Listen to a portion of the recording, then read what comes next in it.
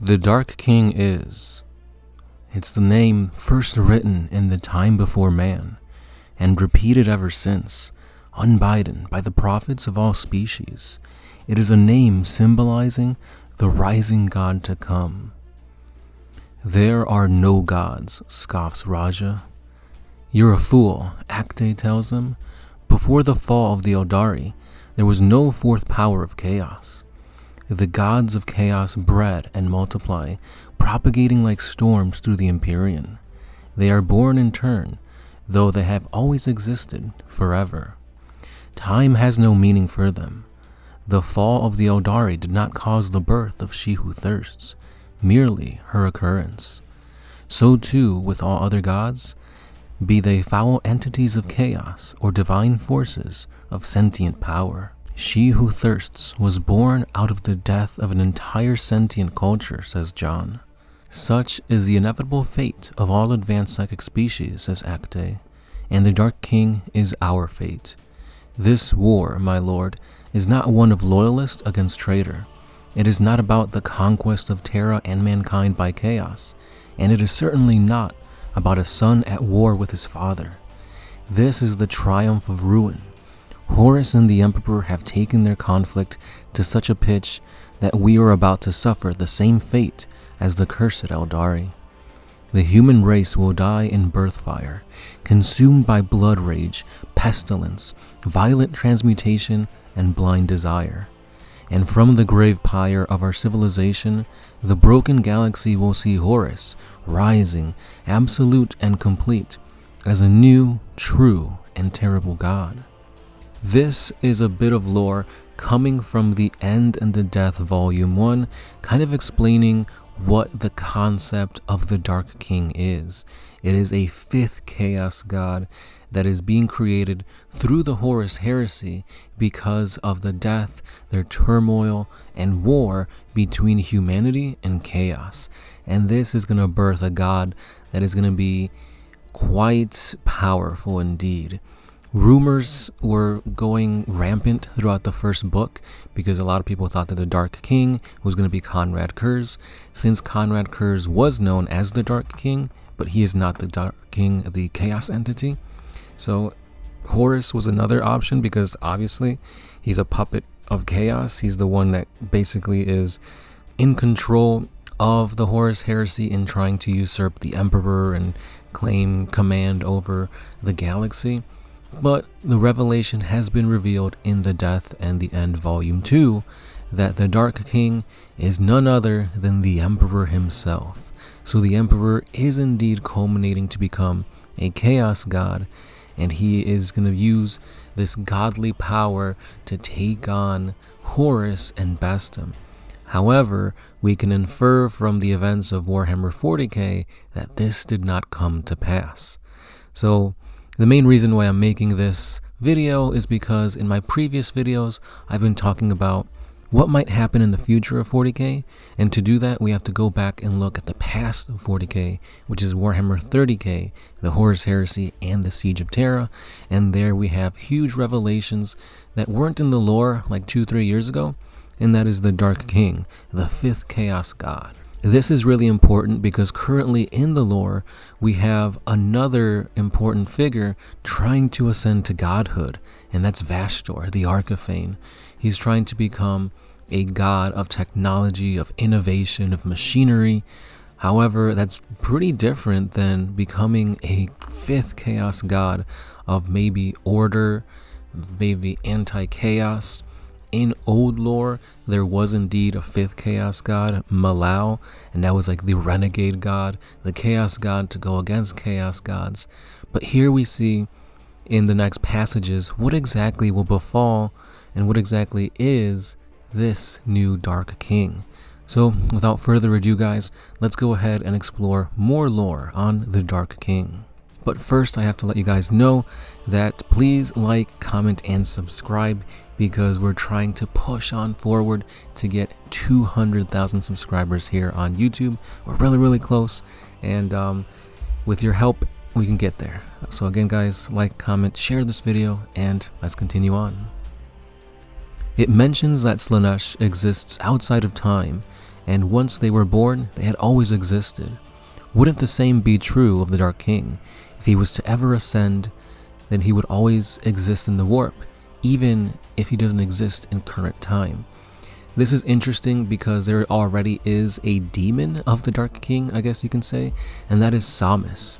Samus is a demon who's basically kind of working behind the scenes of the Siege of Terra. He's trying to get certain plot points started, certain accomplishments going, and it seems like his main idea is to ensure that there is the end and the death, which will give rise to the Dark King. Samus is a recurring force. He is an exoplanar thing, there at the start and then during the solar defense.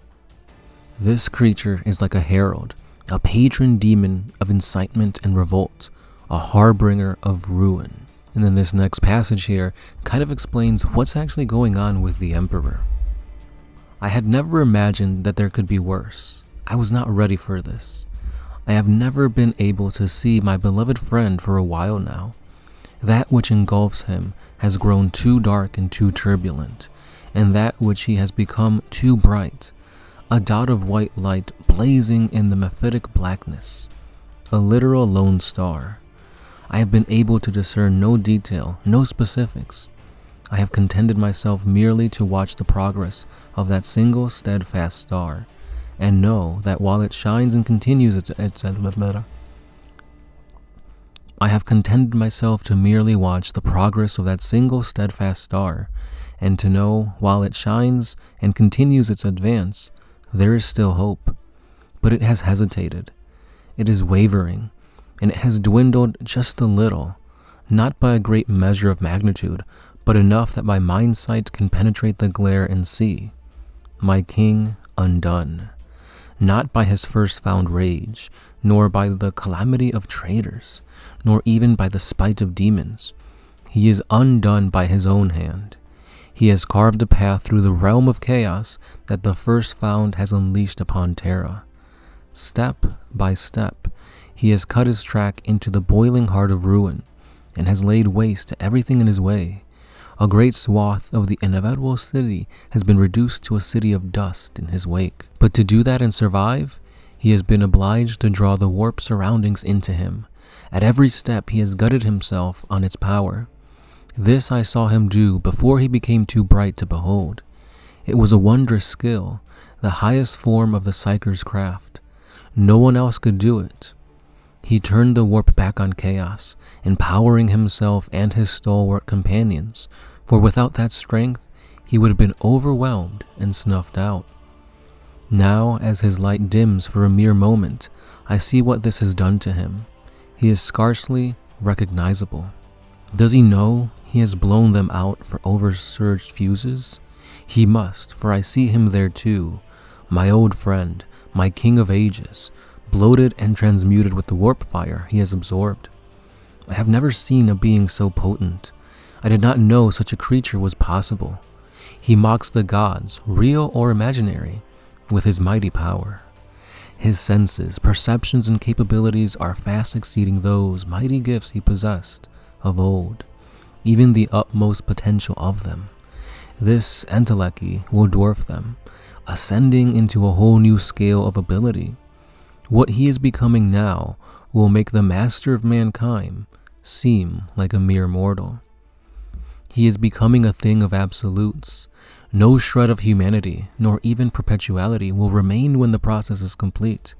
He will be ascendant. Once again, one final time, fate plays its hand and shows me its cards. It reveals, as ever though I constantly think I will know better this time, that it will always have the capacity to confound me, to overthrow the greatest hopes and best laid plans of mankind and its master. I thought I had foreseen all eventualities and configurations, and not just me. We thought it. He and I. We planned everything, and we thought we predicted every permutation. But not this. An irony lurks, as salt for the wound. We were told this before we even started. The old prophecy writ prior to mankind's ascendant, carved on stones that had weathered long before human eyes beheld them. uttered on extinct winds, daubed on walls of long-neglected grottos. The old prediction whispered in the lightless halls of the warp, the old warning, the portent of the Dark King. It was a prophecy so ancient and obscure we thought it had no bearing on our imperial age. It was a monitory rumor that had lurked behind all of mankind's mythologies since time began, and in the shadows of other species' mythologies as well.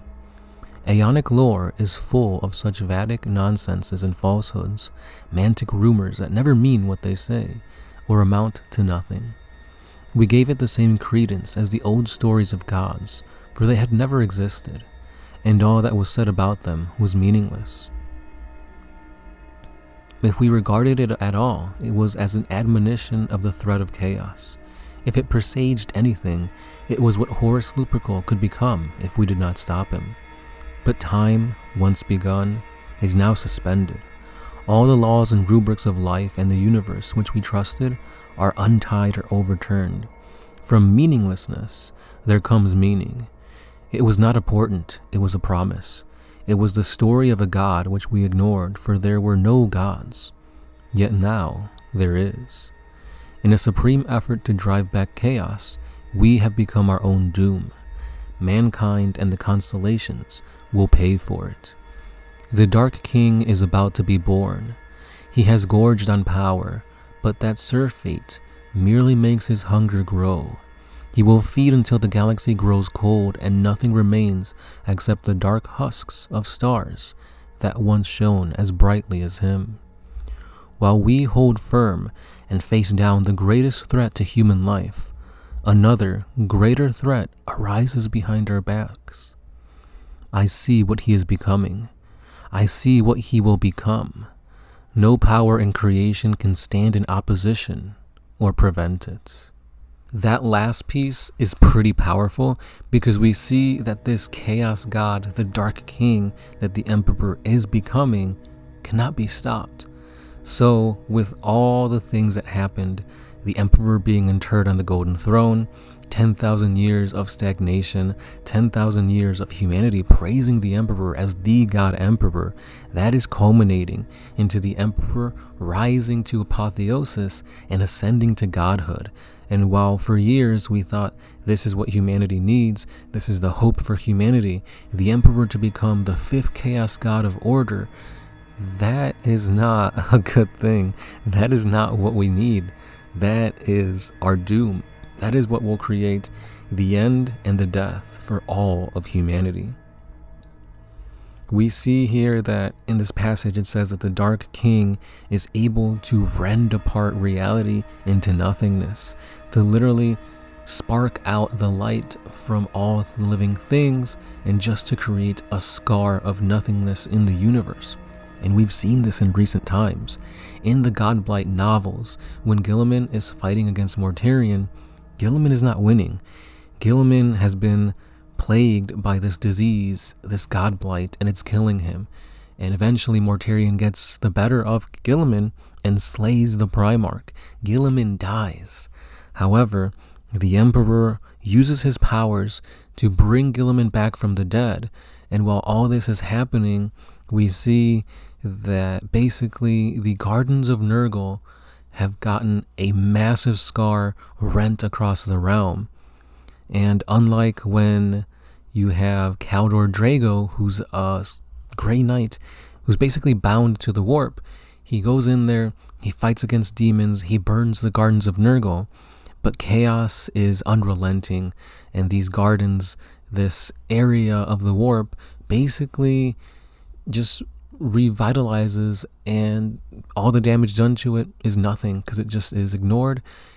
However, when the Emperor gouges this scar across the Gardens of Nurgle, it remains.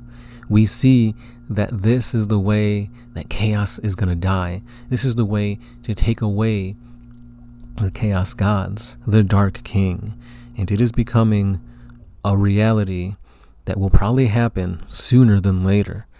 And I do not know what this will mean for the future of 40K if the Emperor does become the Dark King in the near future. So hopefully this explained it to you guys what the Dark King is. It is despair, it is agony, it is death for all things, not just chaos, but humanity as well. So hopefully I explained it to you in a good way. I greatly recommend you guys read The End of the Death Volume 1 and The End of the Death Volume 2. Huge revelations in those books. And yeah, that's all I got. Please, guys, keep on liking, commenting, and sharing the videos, and we'll keep bringing you more awesome 40k lore. This has been the Sound Alchemist, part of One Mind Syndicate, and I'll catch you in the next one. Peace.